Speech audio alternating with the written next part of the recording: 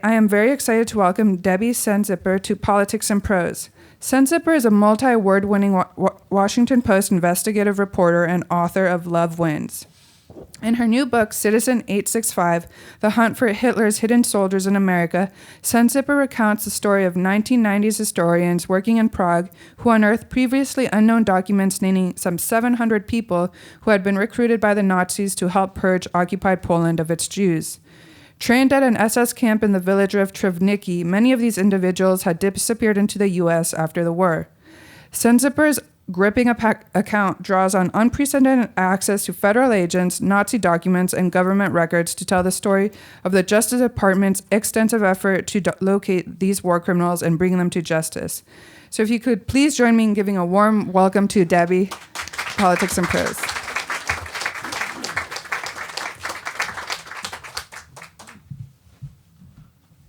Thank you for that nice introduction, and thank you for coming out. I know it's a cold night, so I'm happy that you've come out to meet me and to support this great bookstore. Thank you very much. So a little bit about me before I talk to you about the book.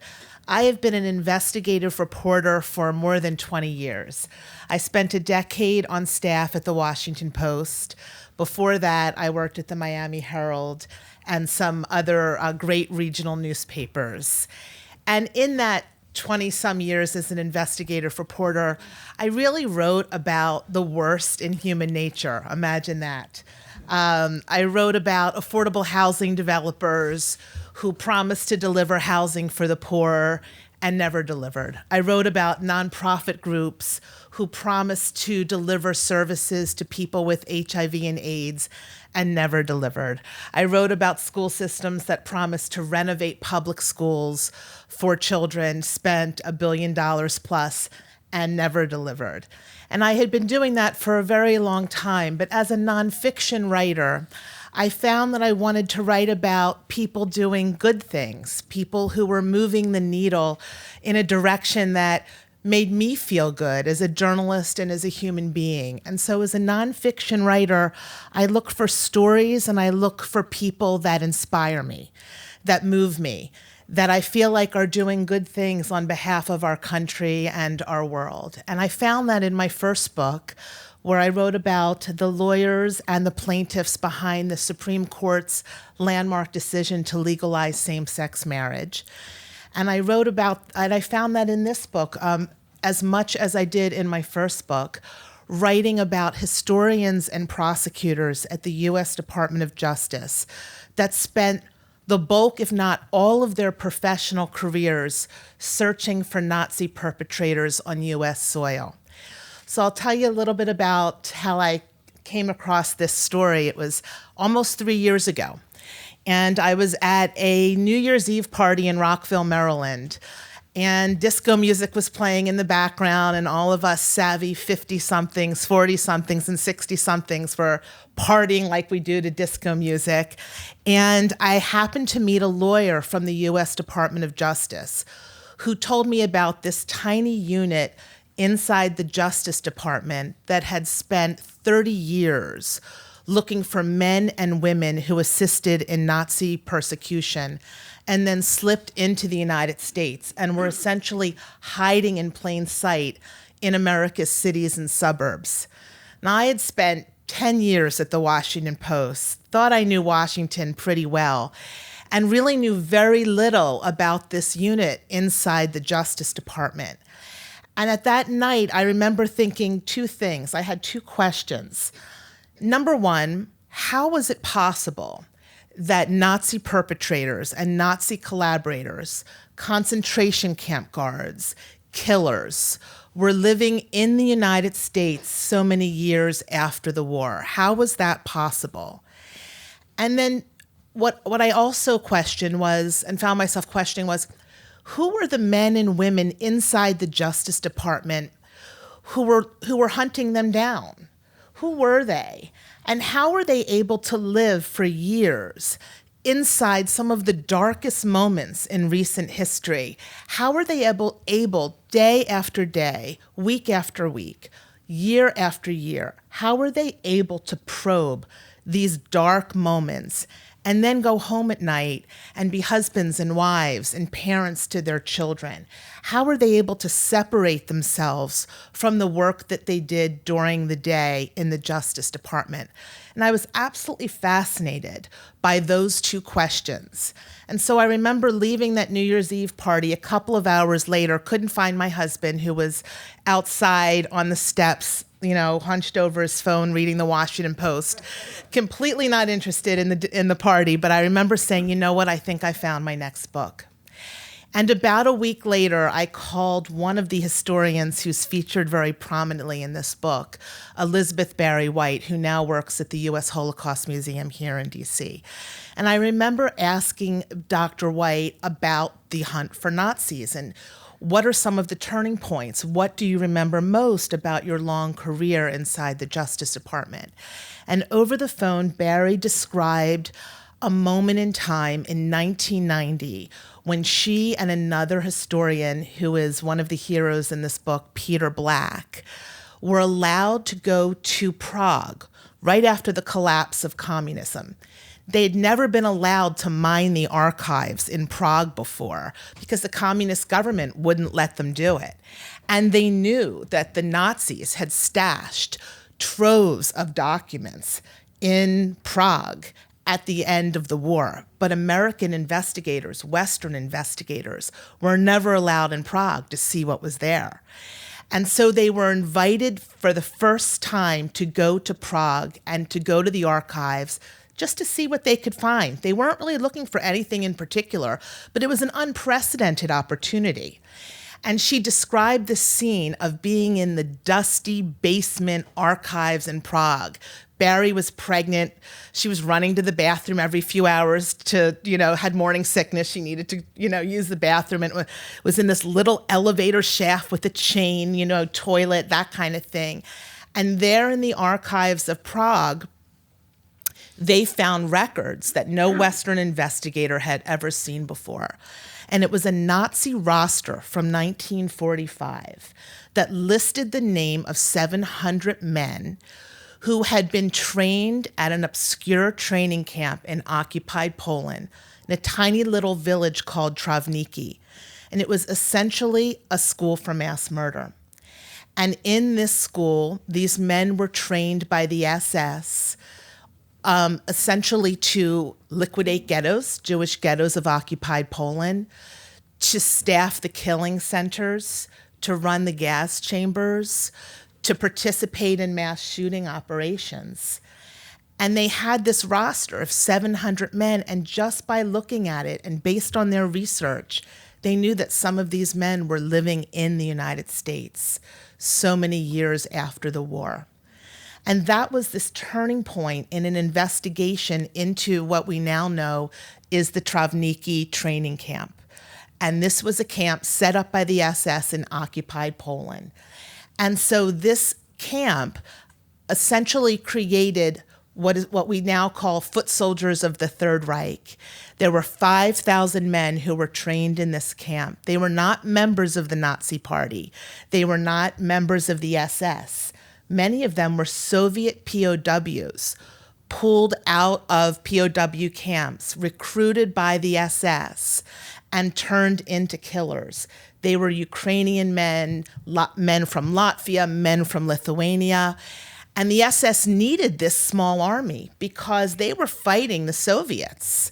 And so they really needed manpower. They knew that they wanted to exterminate the Jews of occupied Poland. Well, how do you do that? You need help.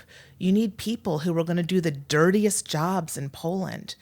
And so they recruited this small army of 5,000 men to do the bloodiest, dirtiest work in Poland. And so these Trawniki men, 5,000 strong, helped the SS murder 1.7 million Polish Jews in fewer than 20 months, the span of 2 Polish summers. And after the war, they disbanded. They scattered all over Europe. And many of them came over to the United States on the same ships that brought over Holocaust survivors, other war refugees. They lied about their whereabouts and their activities during the war, and they came over and they settled in the United States. They were in Cleveland, they were in New York, they were in Philadelphia, they were in Florida. They were essentially living openly, but just had never really let anyone know, including their own families, what they had done in Europe during the war. And so the prosecutors and the historians inside the Justice Department started searching for these men. And as an investigative reporter, I loved that story. I was drawn to their story because I love the idea of looking at documents that no one in the West had ever seen before. I love the idea of going to archives in Eastern European countries and finding rosters and records and photographs that no one had ever seen before. And then over a series of weeks and months and years, piece together the history of the Trawniki training camp. You know, we know a lot about the Holocaust, right? I mean, I studied the Holocaust growing up. I studied the Holocaust in school. I've read many books about the Holocaust, but I had never heard of this Trawniki training camp and its role, its essential role in the mass murder of the Jews of occupied Poland. And the historians at the Department of Justice knew that Trawniki existed, but they didn't quite realize the scope of the operation and how it was an essential part of the SS's strategy to eliminate the Jews of Poland.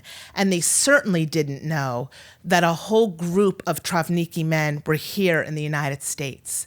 These were men who came over on ships, became naturalized U.S. citizens, meaning they stood before an American flag, raised their hand, pledged to support and defend our Constitution. They had churches, they had Social Security cards. They often married American women. They had American children. They were absolutely part of this country. Many of them had never seen the inside of a courtroom, the inside of a courthouse, had never had a parking ticket. And yet here they were living here among Holocaust survivors, and not just survivors, but veterans who had crossed an ocean to free the Jews of Europe. And so I was absolutely taken and inspired by the historians at the Department of Justice and the prosecutors at the Department of Justice who decided to spend their whole professional careers trying to bring these men to justice. And what I learned was it wasn't about revenge. It wasn't about retribution. It was just the idea that at the end of the day, war criminals were living on U.S. soil and they had no right to be here. And so the men and women inside the Justice Department faced great odds to bring these perpetrators to justice, incredible odds. American judges, for example, had never heard of the Trawniki camp. Imagine bringing a 70, 80-year-old man inside a courtroom. He looks like an ordinary American, right? He's just, an old guy sitting there on, as a witness and as a witness in a court hearing. Imagine what judges were thinking as they're looking at this, ordinary American. And the idea that stripping that man of his citizenship and potentially deporting him back to Germany or the Soviet Union back in the day really made a lot of judges nervous and antsy. And so the men and women who were described in this book had to deal with judges who had never heard of Trawniki, who were nervous about sending people back to a communist country like the Soviet Union.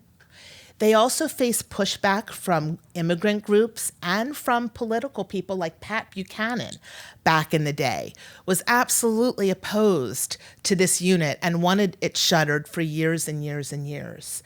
There was all kinds of pushback.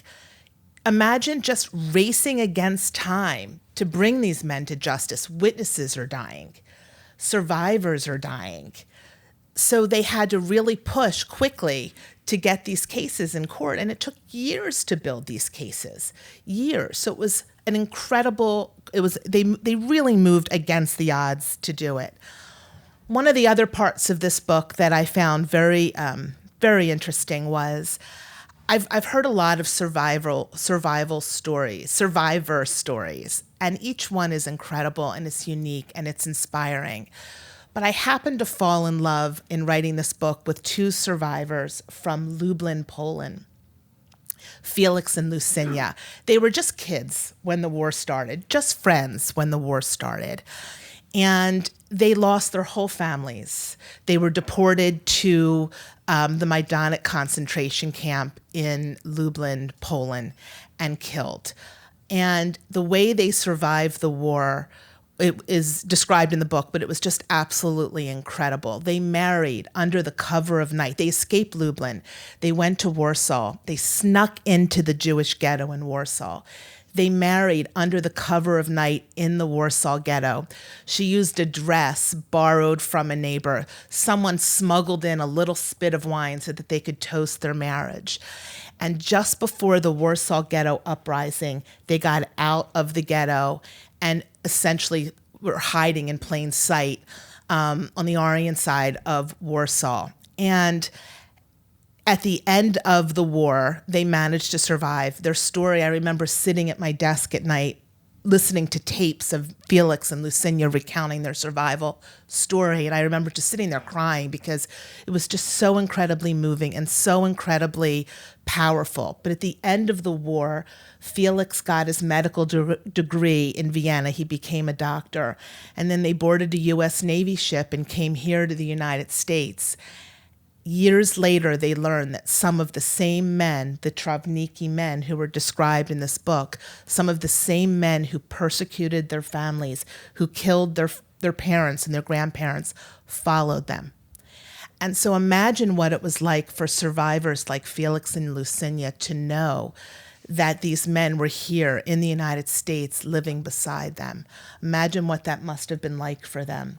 And so their story is intertwined in this book because I found it absolutely fascinating that they went through so much to survive, and yet the very same men who killed essentially everyone they knew had followed them to the United States.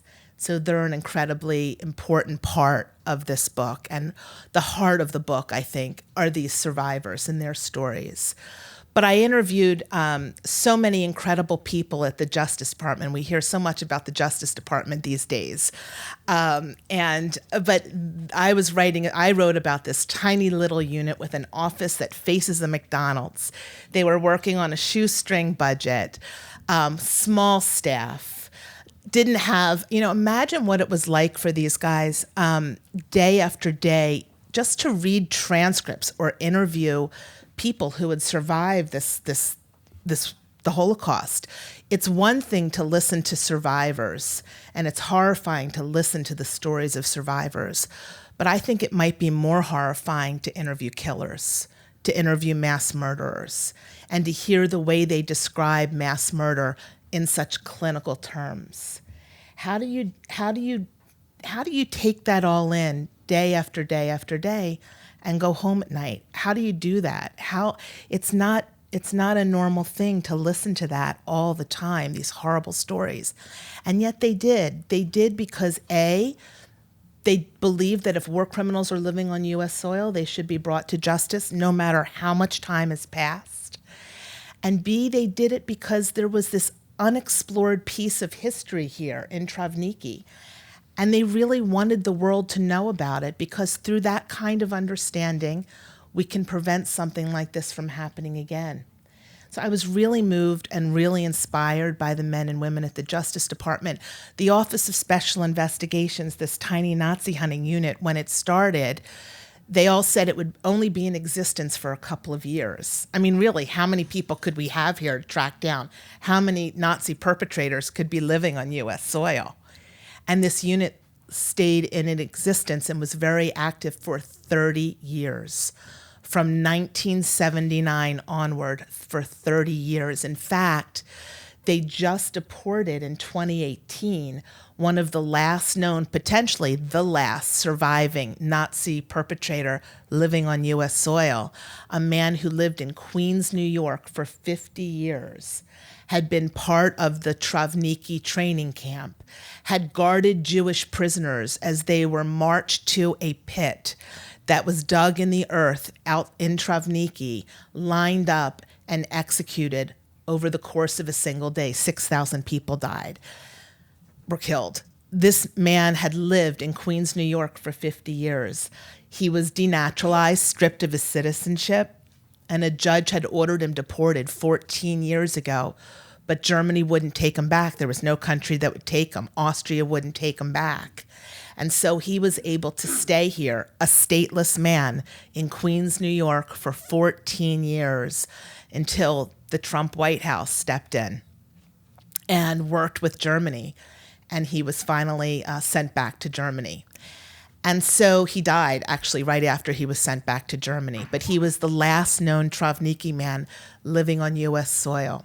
And the goal of these prosecutors and these historians was to not let them die in peace on U.S. soil. They considered that an affront to Holocaust survivors and their families, and to veterans, to war veterans here, to not let these men die in peace on U.S. soil. And so he was sent back just in 2018. He is, as far as I know, the last known Nazi perpetrator on U.S. soil. So after 30 years, this tiny unit called the Office of Special Investigations was expanded, and now the Justice Department is looking at war criminals from other countries, from Bosnia, from Guatemala, and from other countries, because the work still goes on. Might not be Holocaust related, but the work still goes on. And you know what? They say they're as busy as ever, which is really kind of a sad state of affairs. But I consider this book a lot of ways to be more relevant now than at any time, certainly in recent history. With what we know, we see the rise in hate crimes, we see anti-Semitism. We just honored the 1-year anniversary of the shooting at the synagogue in Pittsburgh.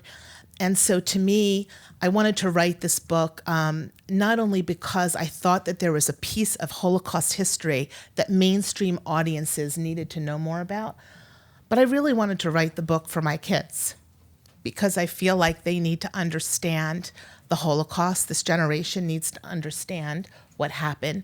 And more than that, I want them to know that there were people who really wanted to make things right, that there were people who believed that justice, even delayed, is absolutely essential in a world that too often finds itself in the exact same place over and over again, faced with intolerance, faced with hate, not just anti-Semitism, but hatred against anyone who's different, whether it's the LGBTQ community, whether it's immigrants, whether it's Muslims.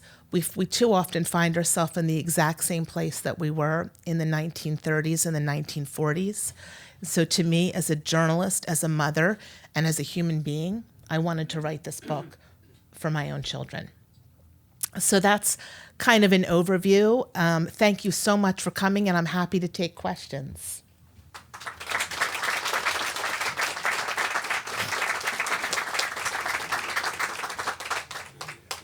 I should tell you too, one of the chapters in this book that I just loved writing just moved me in such a way was excerpt today by Time Magazine. And they happened to pick one of my favorite chapters in the book because I found it so moving. This tiny department of Office of Special Investigations inside the Justice Department had a young lawyer named Michael Bernstein. And Michael lived in Bethesda. He has 2 children, and he was a storied prosecutor at the Justice Department. He was able to negotiate anything. And I think his track record was he had worked out agreements with every Nazi perpetrator he wanted to deport so that he didn't have to take too many cases to court. He was absolutely a brilliant lawyer. But one of the obstacles that this department faced for years, the most difficult thing they faced, was that once they tracked down these men and took them to court and convinced a judge to strip them of their citizenship, then they took them to immigration court and convinced a judge to order them removed from U.S. soil. no country would take them back. We couldn't just ship Nazi perpetrators anywhere we wanted. We needed a country to agree to take them back. Well, the most obvious two countries were Germany and Austria, right? The thinking is, look, these are your men. You armed them, you empowered them, you deployed them. Now it's your job to take them back. We don't care what you do with them once you take them back. I guess ideally they would be tried for war crimes. But if that didn't happen, at least let's remove them from U.S. soil. Well, for years and years and years, Austria and Germany said no. Despite promising in the years after the war they would take them back, they ultimately refused time and time again. So this young lawyer, Michael Bernstein, got wind by working through the State Department that Austria was relenting, that they would finally take back Nazi perpetrators born in Austria and who had slipped into the United States and were living on U.S. soil. So he flew to Austria and he negotiated this agreement with Austria. Finally, Austria is going to accept some of our Nazi perpetrators. And he wanted desperately to get home to his family because it was Hanukkah and he wanted to celebrate with his children. And so he switched onto an earlier flight and he happened to switch onto Pan Am Flight 104 that blew up a terrorist bomb over Lockerbie, Scotland. And so 40 years after the war, Michael Bernstein essentially died in the course of duty. And, there were so many hardships, I think, over time faced by the people who were doing this kind of work. So many things, personal struggles that they had to deal with. And one of them was the loss of one of their own, Michael Bernstein. And so right before Hanukkah, the people of OSI got word that Michael was missing, and they couldn't figure out what flight he was on because he had changed his flight at the very last minute. And then they finally got word that he was on this doomed flight with a bomb packed in a Samsonite suitcase. And so Michael left behind, I think his son Joe was 4 at the time, and I think his daughter was about 6 or 7. And his wife, Stephanie, remembered getting the news and letting her children sleep through the night because she didn't want to wake them one more night without knowing, right? And so he is one of the people that OSI lost in the course of their work over 30 years. Michael Bernstein's son is now an investigative reporter at BuzzFeed and doing quite well.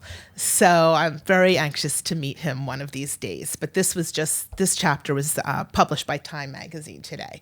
But incredible stories like that in this book. And one other I'll tell you because I see someone in the audience that I might single out. But another prosecutor described in this book was a man named Ned Stutman.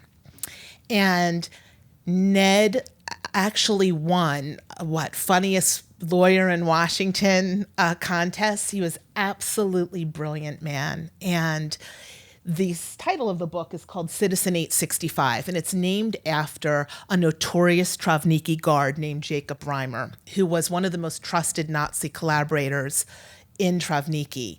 Ned Stutman, as a prosecutor at OSI, helped to strip Jacob Reimer of his citizenship, and he was very, very successful in court.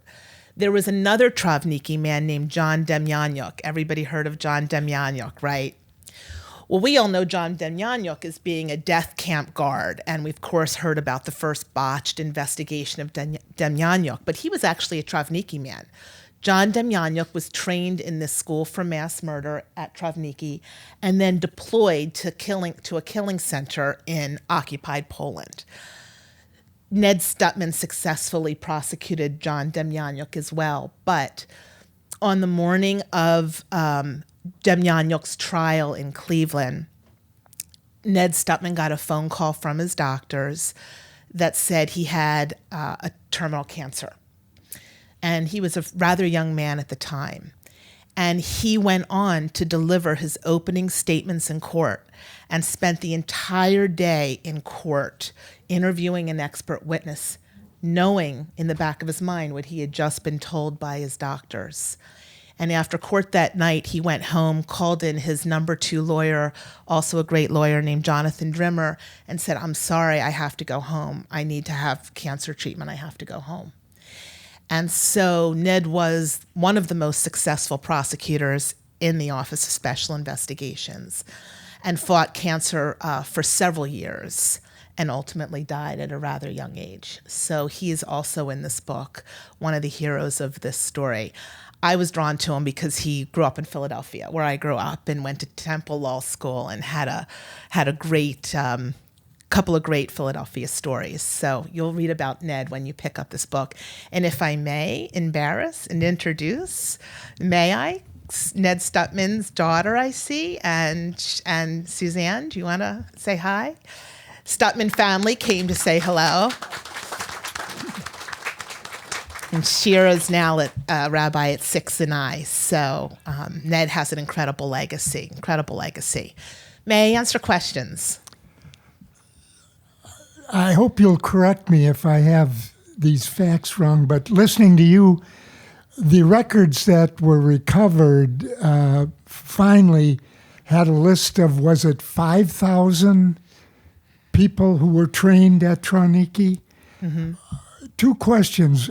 How many of these were traced to the United States? How many were traced to other countries? And what, if anything, do some of these other countries do? Yeah. Very smart question. Thank you very much. Thank you for asking. Smart question. So the historians at the Office of Special Investigations were able to identify about 5,000 Travniki men, 5,000. And many of them were former Soviet soldiers, right? So the SS recruited them, pulled them out of POW camps where they faced certain death, and essentially trained them to fight for the enemy, right? They gave them uniforms. They gave them food. They gave them health insurance. They paid them. They received paid vacations. So they were essentially part of the Nazi regime. They were foot soldiers, mass murderers. They did the dirtiest, bloodiest work of during this killing spree in occupied Poland. Because so many of them were former Soviet soldiers, the Soviets brought a lot of them to trial in the 50s and the 60s. We just didn't know about it because it was done by communist government, right? So the experts here had absolutely or very little idea that so many of these men were brought to justice by the Soviets. It wasn't until the collapse of communism that that American investigators were able to mine those records and figure out that there were so many of them that had been brought to trial in the Soviet Union. To answer your first question, there were more than a dozen Travniki men who lived in the United States. And in fact, this tiny little unit inside the Justice Department was more successful at denaturalizing and deporting Nazi perpetrators since 1990 than any other country in the world, including Germany. So ultimately, they found more than a dozen of them, including John Demjanjuk, living here. Mm-hmm. My question is also on this dimensions.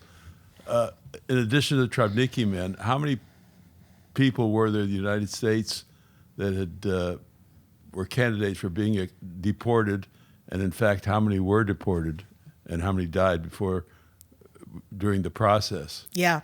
So I don't have the numbers. They're in the book, but it's well over 100 people were denaturalized and deported over the course of this unit's work, 30-some years.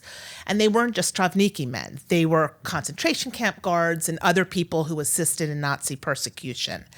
But a number of them were able to die here because Germany wouldn't take them back. Austria wouldn't take them back.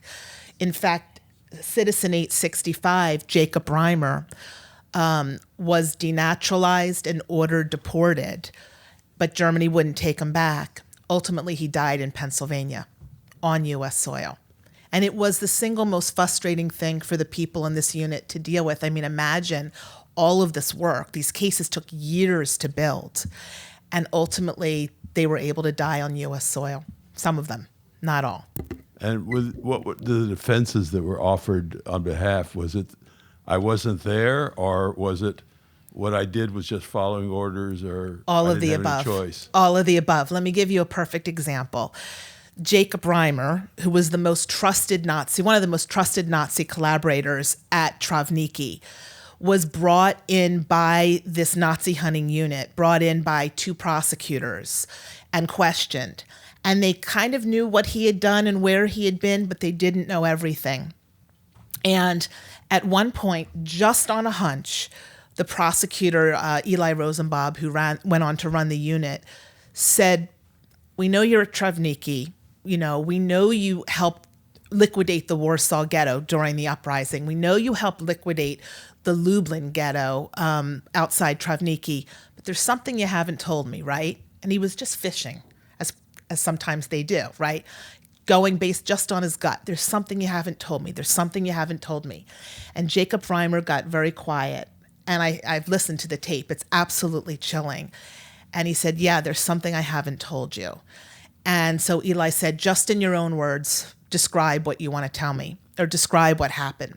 And so Jacob Reimer went on to describe how there was a pit in the woods of the Krepiak forest outside of Trawniki. And there were truckloads of men, women, and children, Jewish men, women, and children, trucked in all day long to this pit and lined up on the side of the pit and then mowed down by the Germans and just shot with machine guns and just shot. And he described bodies just falling into the pit, and that there was blood on the floor of the forest when it was done. The shootings went on all day long. And so in this under questioning, he said, "I shot at a man in the pit." And the prosecutor said to him, "What do you mean?" "Well, I shot at him because he was pointing to his head almost as if he were begging for mercy. He knew he was going to die. He wanted to be put out of his misery, so I shot at him." Well, this was the first confession of its kind in the history of this unit. They actually had a confession.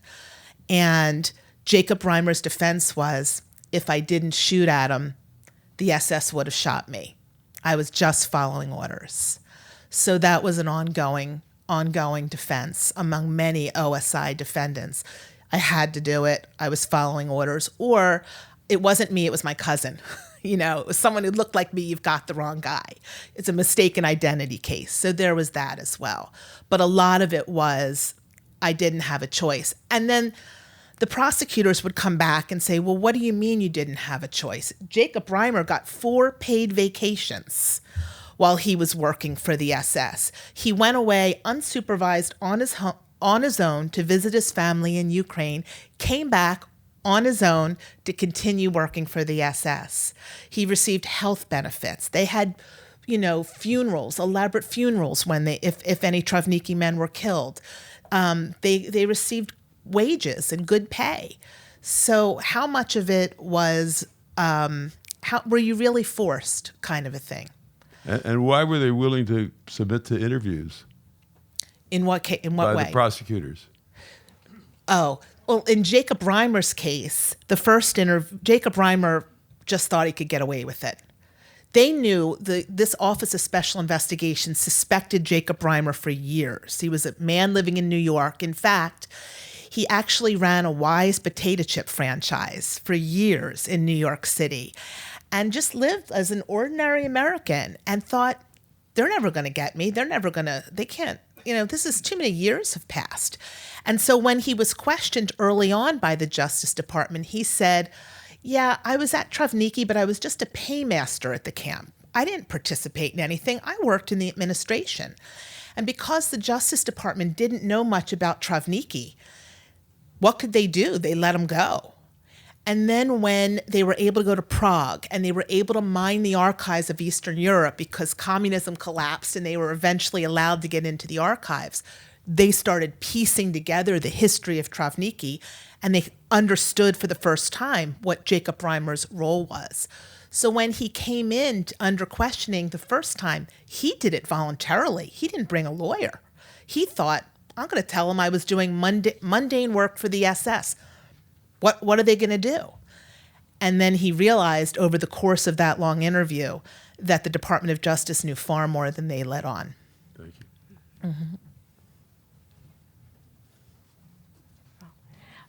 I'm curious, I should know the answer to this, but why were the records of the Nazis brought to Prague? Yeah. Well, there were records, of course, all over Eastern Europe, but Prague wasn't really bombed as heavily. And so they brought in a lot of records there toward the end of the war because they thought they could stash them there for safekeeping. There were other communist countries that let in investigators from the West. For example, Poland really let in American investigators. They could go to Warsaw, and look at a lot of Nazi rosters and records there. But there were other countries and other cities they could not tap: Moscow, Kiev, Prague, among them.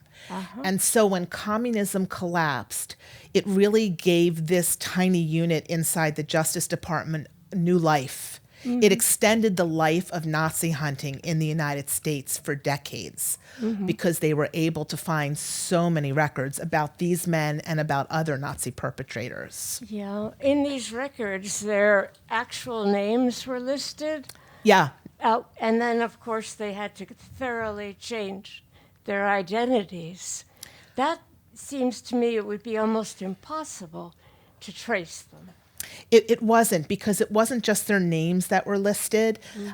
They had unique identifiers like dog tags that military, like a dog tag number. So Jacob Reimer's dog tag number was 865. They had other identifying information. They had photos. There's photos of them in the book, so they could see what they looked like. And some of them kept their names. There might have been Americanized spellings, so Jacob Reimer became Jack, kind of a thing.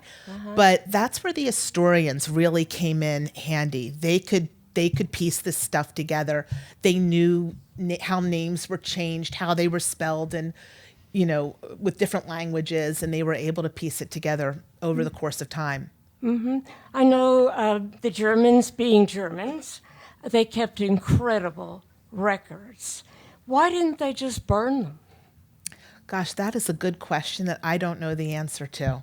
I have absolutely no idea. I never thought about that one before. Yeah, well, the records, sometimes it was to the detriment of the Germans that they kept such incredible records. Yeah. Do you agree? Or? Yeah, I mean, that when they were able to find these records, they were able to build their cases. Before that, it was like they were working in the dark with one arm tied behind their backs, right? That's why the collapse of communism really powered these investigations, because for the first time, they were able to piece things together. For the first time, communist countries were cooperating. Before that, to get records from Moscow, for example, or Kiev, the Justice Department historians would have to send a request to the State Department. The State Department would send it to the embassy in whatever country they wanted to get the records from. The embassy would check it over and then send the request to different archives. The KGB would get involved. And it would often take them 1-2 years to get the records back, and even then it was piecemeal. It didn't give them any context. It might have been a name from one roster and a name from another, and they had to put everything together to try to build these cases. It was very grueling, very tedious work, and that's why they had trouble building some early cases. In fact, the John Demjanjuk case that ultimately collapsed, the first one, and was a big black eye for this unit for a long time, that would not have happened if they had access to the archives in communist countries, but they didn't until very late in the game. Yeah, well, thank you for writing this book. I think it's wonderful. Everybody really wants justice for people who do the things that were done. So I'm sure people are happy that they were captured. Yeah. Thank you. You're welcome. Yeah. I wrote in this book, too, in the beginning of this book, that I didn't just see this story as one of darkness. I really saw it as one of a story about light, because it is about the pursuit of truth by a very dedicated group of people. And I did not walk away from this story feeling sad or depressed. I really walked away from this story feeling inspired. I really walked away from this feeling like there are people out there that will do whatever it takes to make the right thing happen. And after 20 some years as an investigative reporter in cities like Miami and Washington, I really needed that feeling. So I came in a few minutes late, so maybe I missed a little bit of the beginning. But I guess, how were you able to, or when did you start really getting into the meat of the research, and how were you able to get access, and besides interviews and everything? I'd like to hear more about that. Thank you. I traveled in 4 countries. I actually retraced the steps of the historians. When I described in the book their visit in Prague in the archives, I actually went to the same archive they did, found the original records. It took me 3 days working with the translator to find it. And they made me put on white gloves so that the oil on your fingertips don't get into original records. And I thought, this is really cool, really cool. And I was able to retrace their steps in 4 countries with their help. I spent hours with the historians. I thought I knew a lot about the Holocaust. And I thought, what's writing a book about the Holocaust? This can't be that hard. And then I realized that when you write about history, it's not enough to know what happened between 1939 and 1945. You have to have context, a lot of context. You have to know what happened decades before and decades after for you to piece it all together. I could not have written this book without the historians, but I knew I had a story on my very first conversation with one of the historians in the book, who was describing her trip to Prague.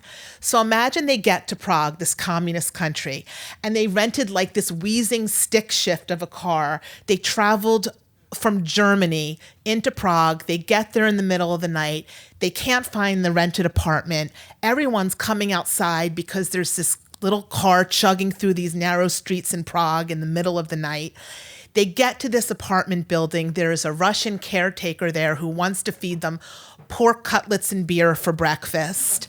Barry White's pregnant and cannot imagine eating pork cutlets. She's vomiting all the time, okay? Then there are, this Russian caretakers, why is there one female here, and why isn't she married to one of the men? She was with 3 male historians. And so they went on this fishing expedition in a couple of archives, and they found absolutely nothing. And they thought, well, I guess we're finally in Prague and we've hit a dead end. But on the very last visit to an archive, as I mentioned, they found the Trawniki records. But before they found them, they get called into this big sprawling room in the archives with this oriental carpet, and all of these police officers and government agents are waiting for them. And through an interpreter, Peter Black, one of the main historians in the book, says, "My name is Peter Black. This is my colleague, Elizabeth White, Doctors White and Black.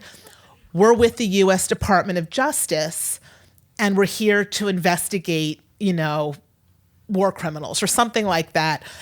And everyone in the room smirked at them because they're like, oh yeah, white and black. The CIA has no imagination. Like, come on, come up with something better than that.